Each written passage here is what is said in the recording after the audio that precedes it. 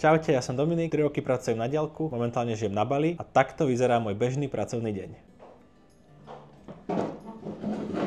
Čo sú vlastne moje povinnosti, ktoré musím nejak pravidelne naplňať, alebo čo sú teda tie moje pracovné oblasti, tak sú také 4 hlavné, 5 hlavných. Tak v prvom rade pracujem pre AdSense ako fundraiser, to vlastne je že absolútna priorita a zaberá mi to vlastne akoby väčšinu dňa. Okrem toho mám takú maličkú agentúru na e-mail marketing, okrem toho mám taký projekt o interiérovom dizajne, o tom možno aj väčšina z vás ešte nepočula, tak o tom by som tiež mohol niekedy niečo natočiť. No a okrem toho chceme samozrejme priestor na nejaké svoje osobné veci, takže to tiež zahrňam ako keby medzi tie oblasti, ktoré si chcem proste naplánovať. No a poďme teda už na to, ako vyzerá môj bežný pracovný deň tu na Bali. Ok, vrátil som sa dnu, lebo vonku je to jedna motorka za druhou, možno sa tam potom ešte vrátime. Tak prvá vec je, že teda tu vlastne na Bali máme obrátený režim. Moja práca aj moji klienti sú všetci na Slovensku, v Čechách, takže pracujem akoby európske hodiny, takže je to naopak do obeda. A na obed máme vlastne priestor na nejakú prechádzku, na nejaké aktivity, na to napríklad, že si môžeme natočiť takéto video. Po obede vlastne pracujem až do večera. Začnem pracovať možno nejakej 1:00, 2:00 a pracujem do nejakej 8:00, 9:00, 10:00, 11:00 niekedy až. Do nejakej miery mi to vyhovuje, pretože ja nie som úplne ranostaj, takže mám rád proste ráno si trošku poležať, dať si proste v kľude raňajky, spraviť si kávu a potom proste sa rozhodneme s Karin, že kam ideme, či ideme na nejakú prechádzku, alebo keď máme požičanú motorku, teda skutrík, ktorým sa tu proste treba hýbať, takže či ideme niekde ďalej po ostrove, niečo si pozrieť, niekde sa okúpať alebo proste čokoľvek. Snažíme sa to brať proste v takom väčšom kľude a nesnažiť sa nejak rýchlo proste popozerať všetko naokolo, lebo veď na to sme tu nie 2 týždne, ale 5 mesiacov, aby sme mali proste priestor trošku spomaliť, skľudniť, tie veci nejak nenaháňať, takže hej, to robíme do obeda, potom si dáme obed, v takej tej 1:00, 2:00 sa poberiem do kanclu. V podstate druhý týždeň teraz je to jedna konkrétna kaviareň, do ktorej proste idem, lebo viem, že tam je celkom OK internet, väčšinou tam vnútri bývam sám, lebo väčšina ľudí sedí vonku, je tam klimoška, tak tam si proste sadnem a pracujem.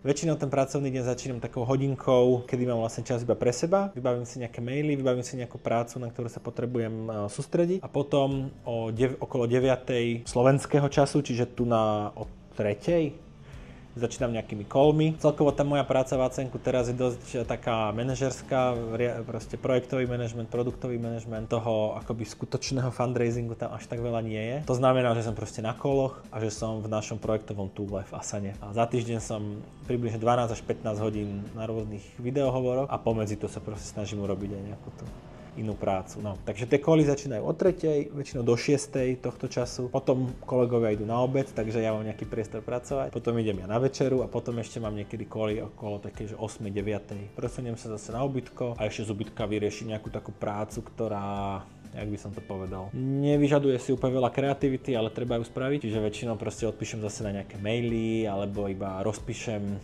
Často počas tých kolov vlastne riešim nejaký progres v nejakom projekte, takže ja si počas toho kolu napíšem poznámky a potom večer to spíšem do Asany, do našeho projektového túlu, alebo si urobím poriadok v Todoiste, to je moja apka na osobné veci a na vlastne agentúrne. A vonku sa to stíšilo, tak poďme na záverečnú časť videa von.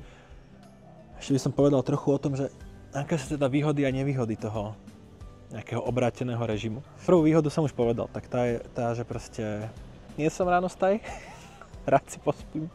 A vyhovuje mi vlastne pracovať akoby trošku neskoršie hodiny. No a to je potom samozrejme aj tá hlavná nevýhoda, že proste keď niekedy fakt treba práca do tej 11:00, čiže ako keby do 5:00 slovenského času, tak jasné, že o 11:00 večer proste už asi nikde nie je úplne fresh, no. Takže to nie je úplne výhoda, ale celkovo mi tento režim asi vyhovuje viacej ako robiť akoby od tej 9:00 do 5:00. Super je tiež to, že tú asynchrónnu časť práce, čiže akoby tú, na ktorú nepotrebujem akoby spolupracovať s kolegami, tu si viem proste urobiť hocikedy, pretože dobre, niekedy sa stane, že ráno prší, alebo proste sa nám nechce, alebo čo, tak môžem si tú prácu urobiť aj ráno, v vozovkách bežné pracovné hodiny a o to menej mám potom tej práce po obede a večer, takže to je určite pozitívum. Hej, no čo je negatívum je, že proste akože čo si budeme klamať, proste nie som úplne efektívny. Nie som tak efektívny, ako by som chcel byť, alebo tak, ako proste som, keď mám lepšie pracovné podmienky napríklad v Prahe, hej. Tam tiež robím na diaľku, ale robím z takého coworku. Tu na zatiaľ som nejaký vyhovujúci cowork, ktorý by nestal 500 eur mesačne, nenašiel. Takže robím z kaviarní. Akože nie je to úplne hrozné, našiel som si proste takú, kde podľa mňa jednak aj Wi-Fi je celkom OK, aj keď nie je proste úplne úžasná, ale hlavne tam nie je proste hluk a tak, že nechcem byť úplne, alebo chcem byť proste rešpektujúci ku kolegom, a keď teda trávim 12 hodín týždenne na koloch, tak proste musíš mať dobrý internet a musíš mať tiché prostredie, tak nie vždy sa to dá v tej kaviarni, ale samozrejme garantovať. Takže hej, to je asi také negatívum, alebo proste nemáš takú dobrú stoličku a celkovo ako keby ten priestor na prácu proste nie je úplne optimálny.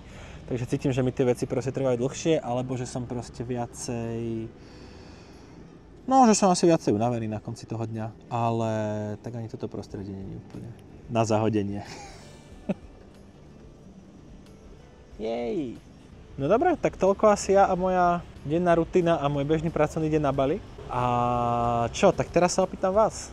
Aké máte vy pocity, keď sa povie denná rutina alebo nejaký pravidelný režim? Je, že sa vám chlpí ako mne pred pár rokmi, alebo práve, že ste takí, že máte to všetko radi nasekané a naplánované dopredu? Fakt by ma to zaujímalo, že ako to iní ľudia majú. Tak môžete mi dať vedieť do komentárov. A keď máte nejaké tipy na to, o čom by ste chceli vidieť video na budúce a nejaký feedback na toto video, to video naposledy bolo nejaké tiché, tak teraz sa snažím hulakať trošku viacej. Dajte vedieť, ako to bolo.